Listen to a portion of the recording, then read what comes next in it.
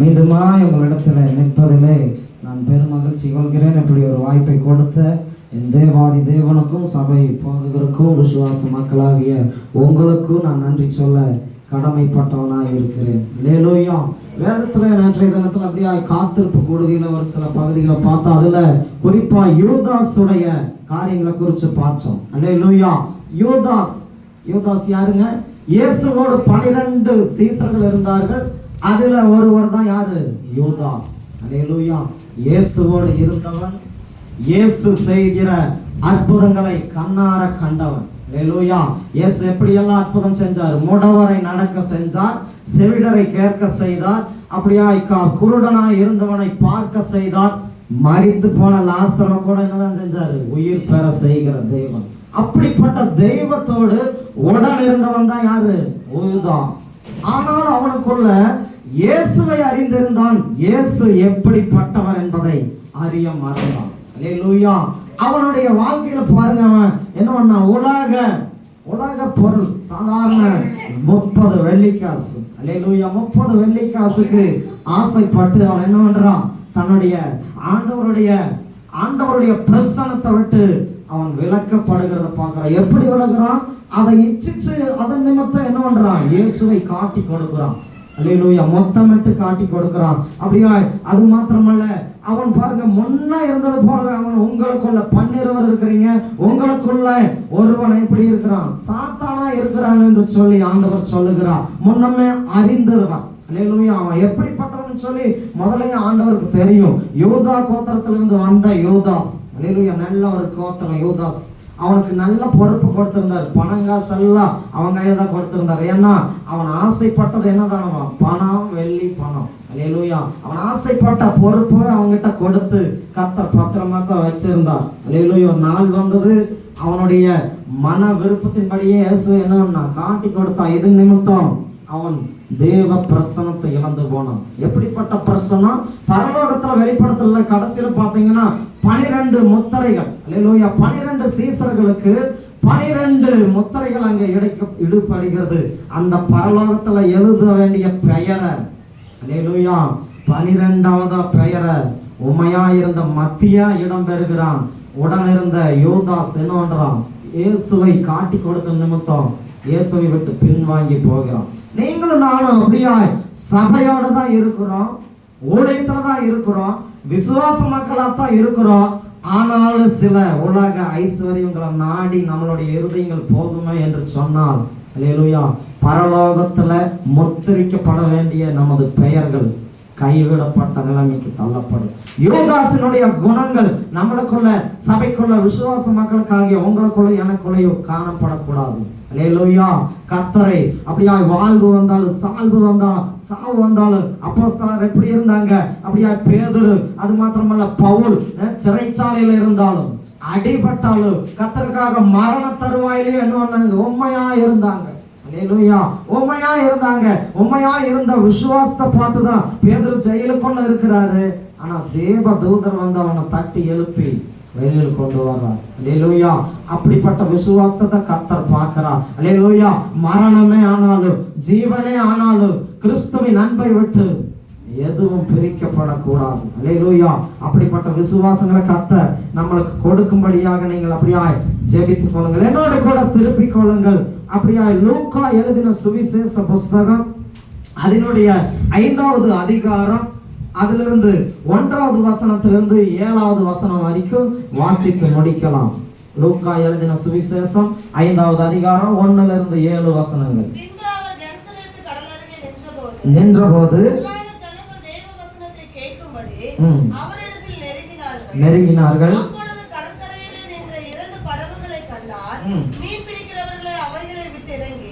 வலைகளை அலசிக் கொண்டிருந்தார்கள். அப்பொழுது அந்த படகுகளில் ஒன்றில் ஏறினார். அது சீமோனுடையதாய் இருந்தது. அதை கரையிலிருந்து சற்றே தள்ளும்படி அவனை கேட்டுக்கொண்டு அந்த படகில் உட்கார்ந்து ஜனங்களுக்கு போதகம் பண்ணினார். அவர் போதகம் பண்ணி முடித்த பின்பு சீமோனை நோக்கி, ஆழத்திலே தள்ளி கொண்டு போய் மீன் பிடிக்கும்படி உங்கள் வலைகளை போடுங்கள் என்றார். அதற்கு சீமோன், ஐயரே, ராம் முழுவதும்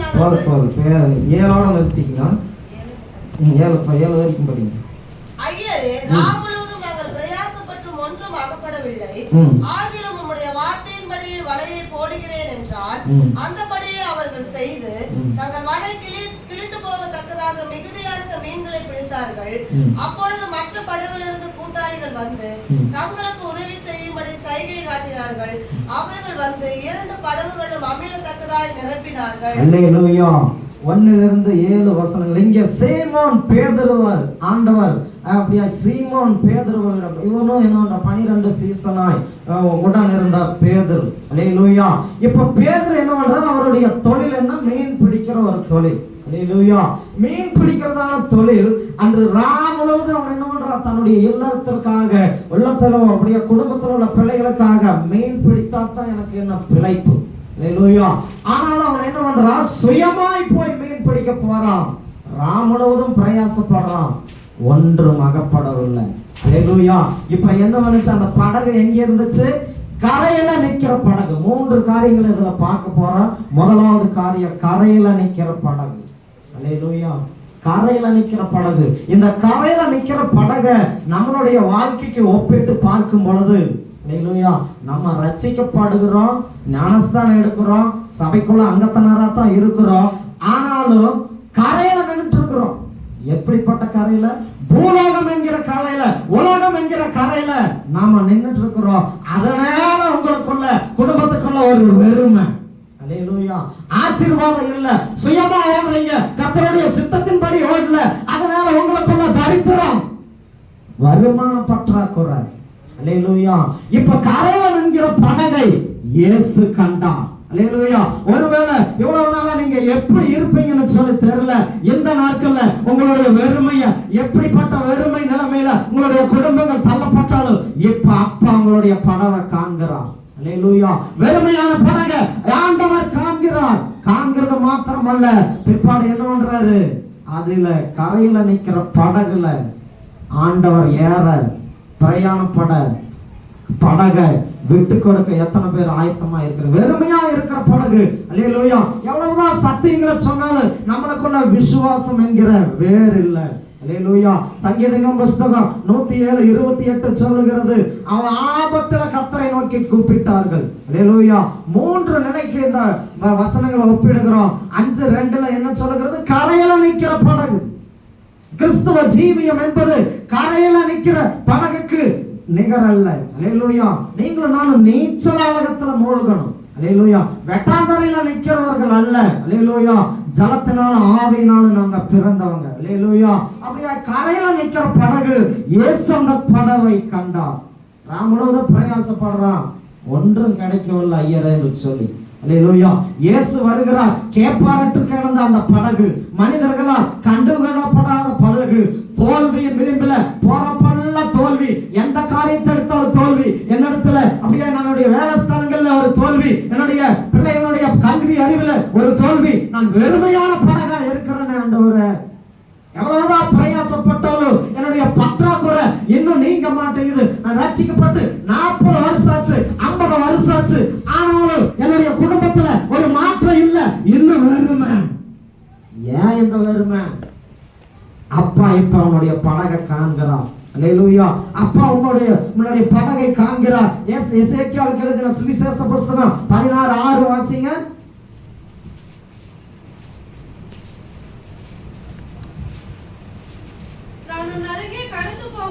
நான் உன் அருகே கடந்து போகும்போது மிதிக்கப்படுவதற்கு ஏதுவாய் நீ உன்னுடைய ரத்தத்தில் கிடக்கிறதை கண்டு, ரத்தத்தில் கிடக்கிற உன்னை பார்த்து பிழைத்திரு என்றேன். பிழைத்திரு என்றேன். இப்ப கேட்பாரற்று கிடக்குது, யாரும் கண்டுக்கப்படாத கிடக்குது. உன்னுடைய வாழ்க்கை ரத்தத்துல கிடக்குது. அல்லேலூயா. எவ்வளவுதான் ஓடினாலும் என்ன செஞ்சாலும் இந்த வெறுமை நீங்கள ரத்தத்துல கிடக்கிற ஆண்டவர் இப்ப பார்த்து சொல்லுகிறார், ரத்தத்தில் கிடக்கிற ஒண்ண ஆண்டவர் பிழைத்திரு என்று சொல்லி எழுப்புகிறார். ஒருவேளை உன்னுடைய வாழ்க்கை படகு நீ எவ்வளவுதான் பிரயாசப்பட்டாலும் சுயமா அப்படியே உலகத்தை நாடி, உலகத்தில் உள்ள கரைகளை, நம்ம கரை எங்க இருக்கும்? மண்ணுக்குள்ள இருக்கும். அல்லேலூயா. உலகத்துல நீ இருந்தீன்னு சொன்னாக்கா உன்னுடைய உலகம் என்ன பண்ண? உன்னை மண்ணாய் கரைப்படுத்தி விடும். அல்லேலூயா. உலகத்தினுடைய ஆசா பாசங்கள் நம்மை மண்ணிலேயே நிற்க வைக்கும். அல்லேலூயா. அப்பா இப்ப அந்த படகை காண்கிறது மாத்திரமல்ல, ரத்தத்தில் கிடந்த எண்ணெய் ஆண்டவர் இன்னும் தூக்கி எடுத்து நீ பிழைத்திரு என்று சொல்லுகிறதை பார்க்கிறோம். அல்லேலூயா. எவ்வளவோ பிரயாசப்பட்டு என்னுடைய கடன் பாரம் மாறல, நான் கண்ணீர் சிந்தியும் மாறல, அப்பா அவனுடைய படகை காண்கிறார். அல்லேலூயா. அப்பா அவனுடைய படகை காண்கிறார். சங்கீதங்களின் புஸ்தகம் 139 2 3 இப்படியாய் சொல்லுகிறது. வாசிங்க அது. 139 2 3. என் உட்காருதலையும்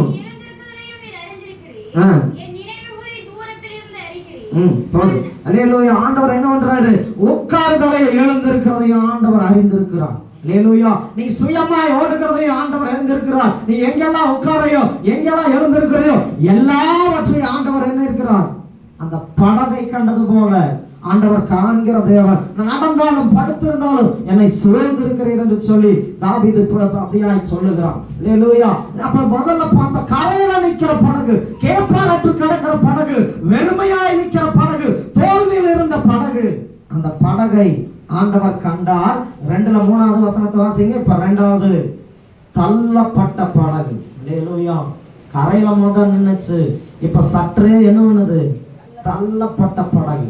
2 3 வாசிங்க. அப்பொழுது அந்த படகுகளை ஒன்றில் ஏறினார். சீமோனுடையதா இருந்தது. இப்ப என்ன பண்ணுச்சு? கரையில நிக்கிற படகை பார்த்தாரு. அது சீமோனுடைய படகு. அந்த படகு மேல கர்த்தர் ஏறுகிறது மாத்திரமல்ல, அதை கரையிலிருந்து, உலக ஆசாபாசத்திலிருந்து கர்த்தருக்காக கொஞ்சம் விட்டுக்கொடு, கொஞ்சம் தள்ளி கொடு என்று சொல்லி கொஞ்சம் தள்ளறார். அல்லேலூயா. சற்றே தள்ளி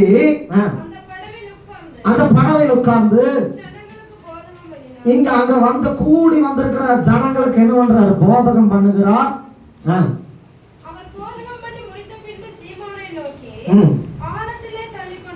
ஆழத்தில தள்ளி, இப்ப சற்றே தள்ள சொல்றார். அப்புறம் பிற்பாடு என்ன பண்றாரு? ஆழத்துல தள்ளி கொண்டு போய் போது ஆழத்தை அப்புறமா பார்க்கலாம். இப்ப என்ன பண்ணுச்சு? கரையில நின்ன படகு, வெறுமையாய் நின்ன படகு, தோல்வியின் விளிம்பில நின்ன படகு.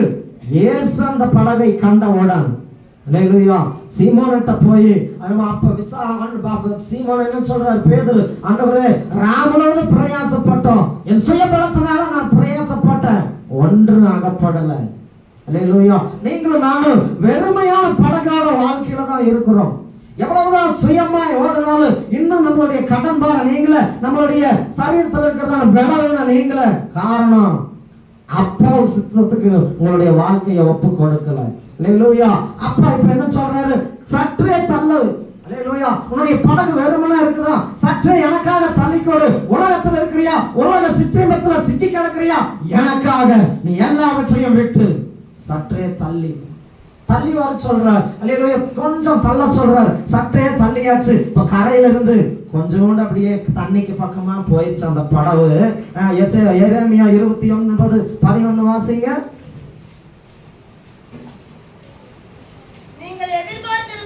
நீங்கள் எதிர்பார்த்திருக்கும் முடிவை உங்களுக்கு கொடுக்கும்படிக்கு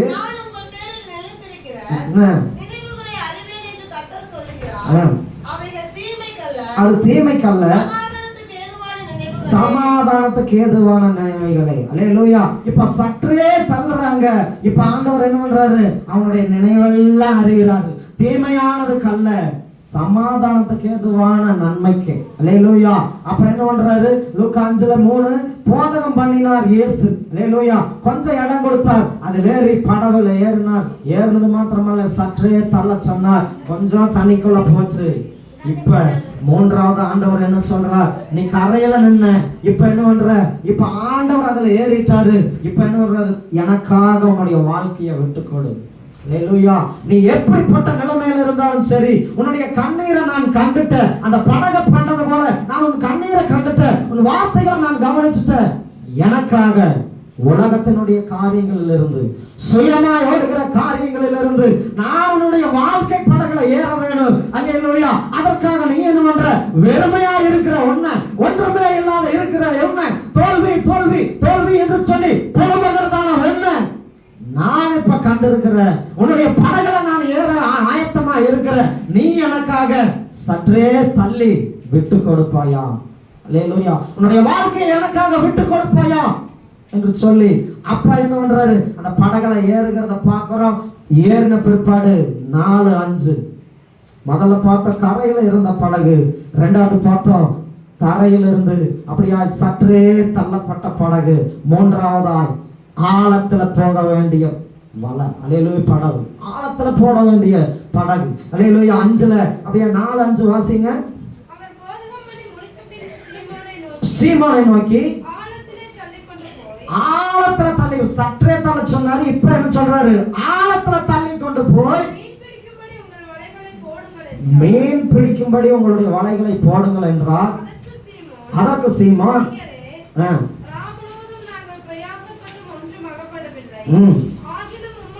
ஆகிலும் உம்முடைய வார்த்தையின்படி வலையை போடுகிறோம்,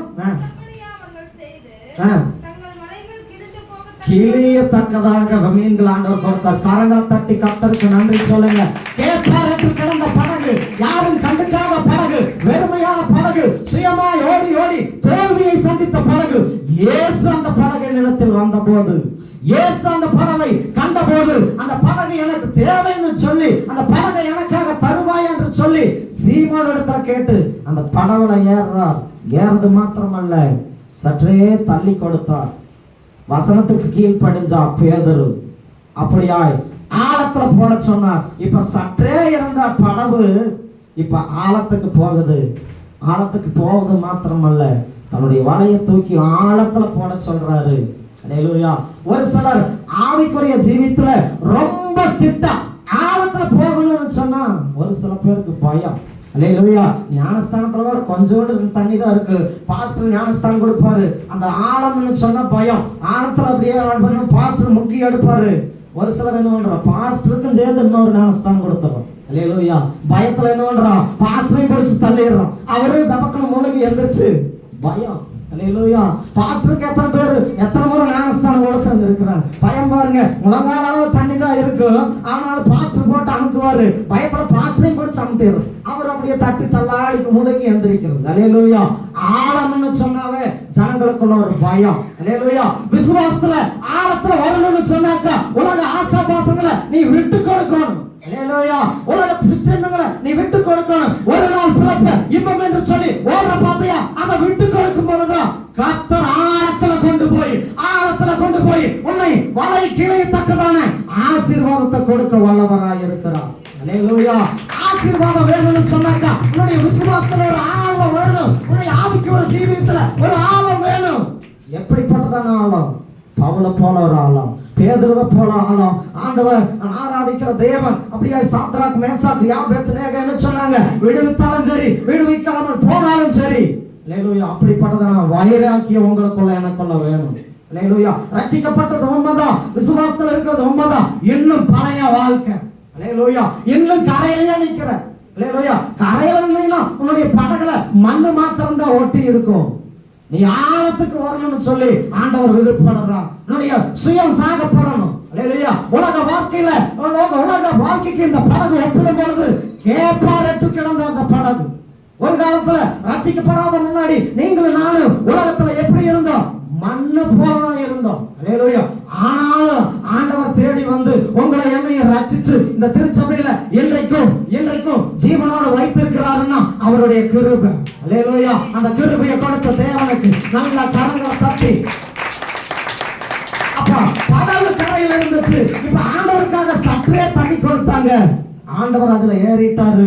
ஏறினது மாத்திரமல்ல, ஜனங்களுக்கு போதனை பண்ணினாரு. போதனை பண்ணது மாத்திரமல்ல, இப்ப பேதுரு தன்னுடைய ஸ்தானத்தை விட்டு கொடுத்ததுனால பேதுருவனுடைய வெறுமையை ஆண்டவர் இப்ப போக்குகிறார். அல்லேலூயா. நீங்களும் நானும் சுயமாய் ஓடுகிற வாழ்க்கைக்கு வரைக்கும் நம்மளுடைய வாழ்க்கையில ஆசீர்வாதம் இருக்காது. எவ்வளவுதான் பிரயாசப்பட்டாலும் அது பொத்தனால பையில போடுகிற பணத்துக்கு ஒப்பிட்டு தான் போகும். அல்லேலூயா. ஆராதிக்கிற தேவனை, அல்லேலூயா, எவ்வளவோ சத்தியங்களை கேட்கிறோம். வாரத்துல 6 நாள் வேலை செய்து 7ஆம் நாள் ஓய்ந்திருக்க சொல்லி மாடானாலும் ஆடானாலும் உன்னுடைய வேலைக்காரனானாலும் வேலைக்காரியானாலும் எல்லாமே ஓய்ந்திருக்குன்னு சொல்லி, ஆனாலும் உலக இந்த மாப்பியாய் படவை போல இந்த படகு என்ன நினைச்சு? சுயத்துல ஓடிச்சு. முதல்ல சீமோனுடைய தைரியத்துல ஓடிச்சு. உடன் இருந்த சகோதரனுடைய வாயின் பலத்தினால ஓடிச்சு. ஒன்றும் அகப்படல. என்னைக்கு அந்த படவை கர்த்தர் கண்டாரோ, அந்த படகு எனக்காக வேணும் ஊழியத்துக்காக என்று சொல்லி தெரிந்தெடுத்தார். அந்த படகு சற்றே உலக காரியங்களிலிருந்து ஆண்டவருக்காக விட்டு கொடுக்கப்பட்டது. சற்று தண்ணிக்குள்ள வந்துச்சு. இப்ப தண்ணிக்குள்ள வந்த படவை, கீழ்ப்படிஞ்ச படவை ஆண்டவர் என்ன பண்றாரு? ஆசீர்வதிக்க விரும்புறாரு. அதனால என்ன பண்றாரு? ஆழத்துல போடு. ஆழத்துல தூக்கி போட்டாச்சு. போட்டதுக்கு அப்புறம் என்ன கிடைக்குது?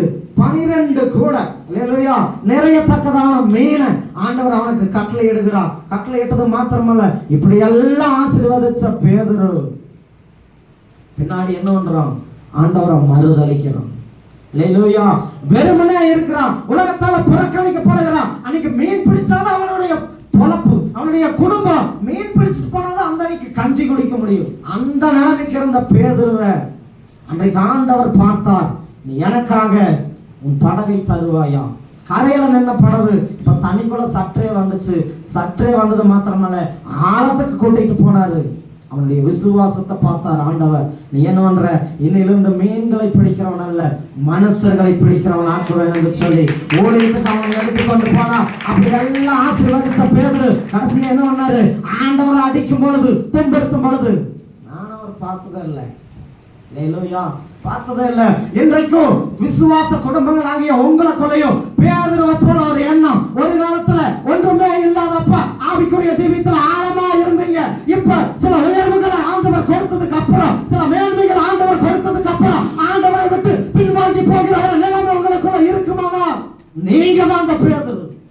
அல்லேலூயா நீங்க தான் அந்த பேதுரு. நீங்க தான் அந்த மறுதலிப்புக்காரன். ஆனாலும் ஆண்டவர் ஆதியில் கொண்டு வந்த அந்த அன்பை நினைச்சு மரித்து உயிர்த்தெழுந்த உடனே என் மகன் பேதுரு கிட்ட போய் நீ சொல்லிடு, நான் உயிரோட வந்துட்டேன்னு சொல்லிருந்து சொல்லி சொல்லுகிறத பார்க்கிறோம். என்னை மறுதலித்த பேதுரு அவனுடைய விசுவாசம் அன்னைக்கு வெறுமையா இருந்துச்சு. என்னை தேடி தன்னுடைய படகை எனக்காக ஊழியம் செய்ய கொடுத்தான்ல, அதை நான் இப்ப நினைக்கிறேன். அந்த வெறுமையில எனக்காக உண்மையா இருந்தான்ல, வெறுமையில அவன் உண்மையா இருந்து அந்த படகை எனக்காக விட்டு கொடுத்தான்ல. நான் அநேக ஜனங்களுக்கு அந்த படவில் ஏறி நான் சத்தியத்தை சொன்னேன். அதன் மூலியமா பல லட்சங்கள் ரட்சிக்கப்பட்டது. அந்த பேதுரு அவன்கிட்ட போய் நான் இப்ப உயிரோடு வந்துட்டேன்னு சொல்லிடுறேன். அல்லேலூயா ஒரு காலத்துல நீங்களும் நானும் ஒண்ணுமே இல்லாதப்ப உலகத்தால புறக்கணிக்கப்பட்டு இந்த கேப்பாரட்டு கிடந்த படகை போல இருந்த வாழ்க்கை. அப்பா ஒரு நாள் வந்தார், உனக்கு சத்தியத்தை சொன்னார், விசுவாசத்துல வந்த, ஆழத்துல போட சொன்னார், ஆழத்துக்கு வந்த, நீச்சல் ஆழத்துல மூழ்கின ஆண்டவர் ஆசீர்வாதத்தை கொடுத்தார். ஆசீர்வாதம் வந்ததுக்கு அப்புறம் உனக்குள்ள ஒரு மேட்டிமை. என்னை போல வருவனும் இல்லை. அல்லேலூயா என்ன போல வருவனும் இல்லை. படிப்பறிவே இல்லாத உன்னை ஆண்டவர் தெரிந்தெடுத்து இன்னைக்கு நல்ல சட்டையெல்லாம் போட்டு உயர எழும்பி பிறக்கிற காலையில் கூப்பிட்டு உயர்த்து வைத்தாரே, அந்த தேவனை மறந்து இன்னைக்கு மனம் போன போக்கில் போறியா பேதுரு? நீதான் அந்த பேதுரு. அல்லேலூயா வெறுமையில் இருந்தப்ப எனக்கு உண்மையா இருந்தீங்க. ஒன்றுமே இல்லாதப்ப நீங்க தான் எனக்கு வேணும், நீங்க தான் எனக்கு சுகம் கொடுக்கணும்னு என்ன நாடி வந்தையே. எங்க அந்த விசுவாசம்? அல்லேலூயா ஆதியில் கொண்ட அன்பை விட்டு விட்டாய் என்று சொல்லி உன் பேர்ல எனக்கு ஒரு குறை உண்டு. ஆதியில் இருந்த குடும்ப ஜெபங்கள் எங்க? ஆதியில் கொண்ட அப்படியே அந்த உபவாசங்கள் எங்க? ஆதியில் கொண்ட நீங்க கர்த்தரிடத்துல பண்ற அந்த வைராக்கியங்கள் எங்க? இன்னைக்கு ஒரு மேன்மைக்கு, ஒரு நல்ல நிலைமைக்கு உன்னுடைய குடும்பம், உன்னுடைய பிள்ளைகள் எல்லாம் ஒரு நல்ல நிலைமைக்கு வளர்ச்சியில போன உடனே ஆசீர்வாதத்தை கொடுத்த, ஜீவனை கொடுத்த, உன்னை பிழைக்க செய்த, ரத்தத்தில் கிடந்த உன்னை பிழைத்திரு என்று சொன்ன ஆண்டவர் மறந்தையே பேதுரு. நீதான் அந்த பேதுரு. ஆண்டவர் பார்த்தா அவன் வெறுமையில எனக்கு உண்மையா இருந்தான் இல்லையா, ஒண்ணுமே இல்லாதப்போ அந்த படகை எனக்காக கொடுத்தான் இல்லையா, அந்த உண்மையை பார்த்து இப்ப சொல்றார், நான் மரிச்சு உயிர் திறந்துட்டேன். அன்னைக்கு இருந்த உண்மை அந்த பேதுரு, அந்த உண்மையை பார்த்து ஆண்டவர் என் பேதருக்கு ஒரு வார்த்தை சொல்லி இருப்பான், நான் மறுபடியும் உயிரோட வந்துட்டேன். அல்லேலூயா இன்றைக்கு எத்தனையோ பேதர்கள் சபைக்குள்ள இருக்கலாம். இன்னைக்கு முழங்கால் படியிட்டு ஆண்டவரே அப்படியா வெறுமையா இருந்த என்ன நீங்க நினைச்சு ஆண்டவரே அப்படியா கரையில கேப்பாரட்டு கிடந்த எண்ணெய் ஆண்டவர் தெரிந்தெடுத்து இன்றைக்கு இந்த திருச்சபையில நல்ல நிலைமையில வச்சிருக்கிறீங்க ஆண்டவரே. ஆனாலும் என்னுடைய இருதயத்துக்குள்ள சில விட்டு கொடுக்கிற மனப்பான்மை இன்னும் இல்லை, சில தாழ்மை மனப்பான்மை எனக்குள்ள இல்லை. அல்லேலூயா. எங்கேயோ இருந்த உங்களை என்னையோ கர்த்தர் தெரிந்தெடுத்து இன்னைக்கு ஒரு நல்ல நிலைமையில வச்சிருக்கிறாருன்னா அது அவர் உங்க மேல வச்ச கிருபை. அல்லேலூயா. அந்த கிருபையை மறந்து அந்த அப்படியே இரக்கத்தை மறந்து இன்னைக்கு ஒரு சில அப்படியே ஆசீர்வாதம் வந்தோன்னு உங்களுக்குள்ள ஒரு மேட்டிமை. அல்லேலூயா. மேட்டிமை வந்துருது. பேதுரு போல மறிதளித்து சுயமான போக்கில ஓடுகிற காரியம். அல்லேலூயா. ஆண்டவர் இன்னைக்கு மீண்டும் அப்படியா மறுதளித்த பேதுருவை சேர்த்து கொண்டது போல உங்களை சில பேர் அப்படியா ஆவியில முன்ன இருந்த விசுவாசத்தை இப்ப கர்த்தர் எதிர்பார்க்கிறார். உங்களுடைய வாழ்க்கை படக இப்ப வெறுமையா இருக்கிறார். ஆண்டவர் இப்ப அந்த படகை பார்க்கிறார். அது ஆண்டவருக்காக வேணும்னு சொல்லி விரும்புறார். நீங்க உங்களுடைய வாழ்க்கைய கர்த்தருக்காக விட்டு கொடுப்பீங்கன்னு சொன்னா அப்ப அதுல ஏற ஆயத்தமா இருக்கிறான். அப்படியே முழங்கால் படியிட்டு அப்பா ஒரு விஷயம் என்ன பாருங்க, நான் எவ்வளவுதான் பிரயாசப்படுறேன், என்னுடைய குடும்பத்தில் ரெண்டு வாரம் நீங்கள் ஆண்டவரே, நான் உங்களுடைய பிள்ளையால ஆண்டவரே, நீதிமானுடைய சந்ததி அப்பத்துக்கு கையேந்தி திரிகிறத நான் பார்க்கலன்னு வார்த்தை இருக்குது ஆண்டவரே. நான் கையேந்தி தெரியக்கூடாது ஆண்டவரே. மற்றவங்களுக்கு கொடுக்கிறவங்களா மாறணப்பா. முதல்ல என்னுடைய படகை நீங்க ஆயத்தப்படுத்துங்க. என்னுடைய வாழ்க்கை படக, என்னுடைய இருதயமாகிய படக நான் இப்ப உமக்காக கொடுக்க ஆயத்தமா இருக்கிறேன் ஆண்டவரே. இவ்வளவு நாளா எவ்வளவோ ஜனங்களுக்கு உலக பிள்ளைகளுக்கு இந்த இருதயத்தை திறந்து கொடுத்துட்டேன். இப்ப உங்களுக்காக நான் கொடுக்கிறேன் ஆண்டவரே. நான் கரையில நிக்கிறப்பா. எல்லா உலக மக்கள் எல்லாரும் மாறி பேசுறாங்க ஆண்டவரே. ஆண்டவரை ஏற்றுக்கொண்டதுல உனக்கு என்ன பல, நீ ஏற்றுக்கொண்டதுல இருந்து உனக்கு போராட்டம் நீங்களே, உன்னுடைய வியாதி ஒண்ணு நீங்களேன்னு சொல்லி குத்துறாங்கப்பா. என் வாழ்க்கை படக ஒரு விஷயா கண்ணாக்கி பாருங்க ஆண்டவரே. என் வாழ்க்கை உங்களுக்காக ஒப்பு கொடுக்கிற ஆண்டவரே. பேதருக்குள்ள இருந்த உண்மை, அந்த வெறுமையில இருந்த உண்மைய நீங்க பார்த்தீங்களே. இப்ப நான் உண்மையா ஒப்பு கொடுக்கிறேன்னு சொல்லி கரையில நின்ன படகு, சற்றே தள்ளப்பட்ட படகு இப்ப ஆழத்துக்குள்ள போயிருச்சு.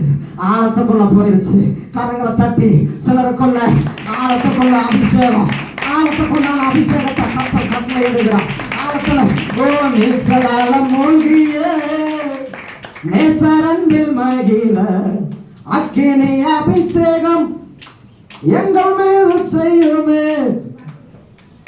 நீச்சலால மூழ்கியே நேசரன்பில் மகிழ அக்கினி அபிஷேகம் எங்கள் மீது செய்யுமே. ஊற்றப்பட வேண்டுமே வண்ணரத்தினாவி ஒளியேற்ற வேண்டும் எங்கள் தேவா. பின்மாரியாக இன்று தோழிவிட்டார், பின்மாரியாக இன்று தோழிவிடுமே. ஊற்றப்பட வேண்டுமே வண்ணரத்தினாவி ஒளியேற்ற வேண்டும்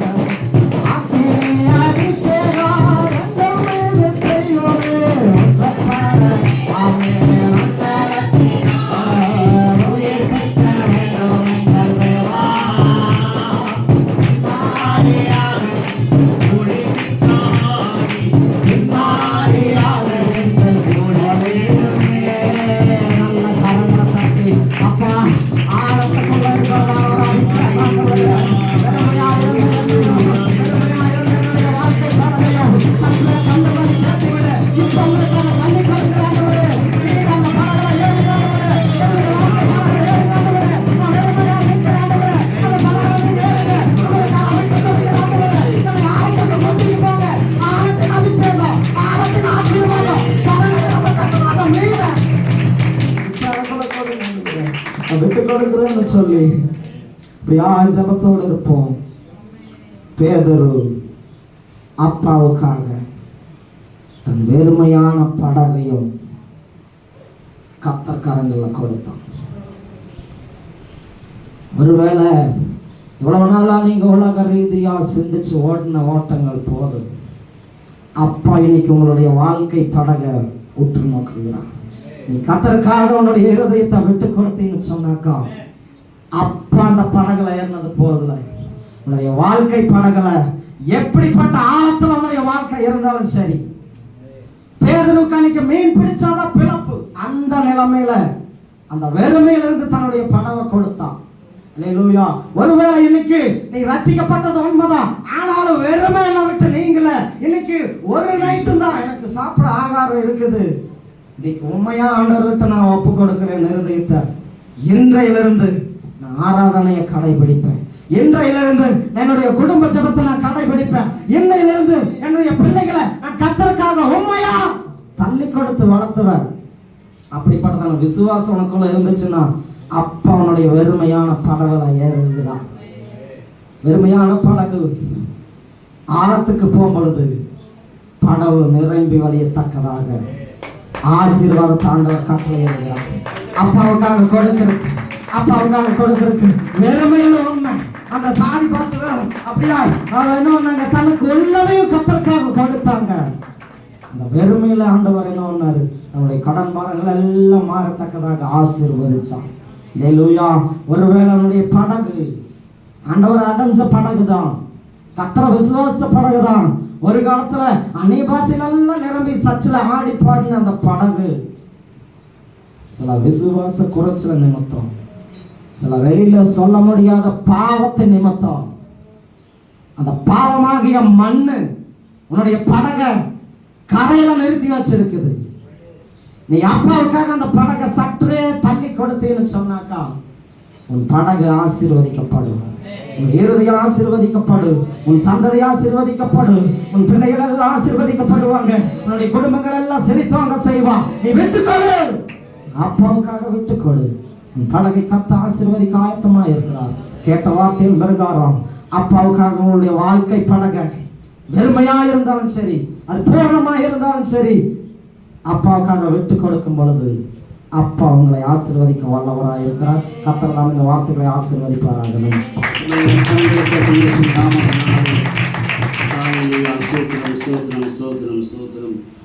கண்டிப்பாக நம்ம